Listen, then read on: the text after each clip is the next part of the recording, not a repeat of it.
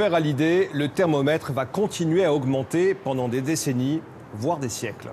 Pourquoi ? Eh bien parce que l'année dernière, malgré une baisse historique, l'humanité a tout de même rejeté dans l'atmosphère 34 milliards de tonnes de CO2, le principal gaz à effet de serre. Qu'est-ce que ça représente ? Eh bien, pour avoir une idée, voici le volume d'une tonne de CO2. Cela remplit une bulle de 10 mètres de diamètre. Un Français en rejette en moyenne 5 par an. À l'échelle mondiale, chaque seconde, l'humanité relâche 1080 tonnes de CO2 dans l'atmosphère.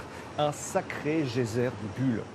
Et depuis que je vous parle, cela représente 40 000 tonnes, assez pour ensevelir la Tour Eiffel. La baisse de 2020, même importante, ne va pas effacer d'un coup les 30 dernières années de hausse massive des émissions mondiales de CO2. Alors où en sommes-nous ? Pour limiter le réchauffement à 2 degrés, l'humanité doit rester en dessous d'un certain quota d'émissions. Or, nous avons déjà relâché 70% de ce quota dans la nature. C'est l'héritage de 150 ans de civilisation industrielle. Nous avons donc encore le droit d'émettre 30% de ce quota. Au rythme actuel, cela nous prendra 25 ans. En supposant que l'on puisse alors arrêter d'un seul coup les industries, les moteurs à essence, les centrales électriques à charbon et tout le reste.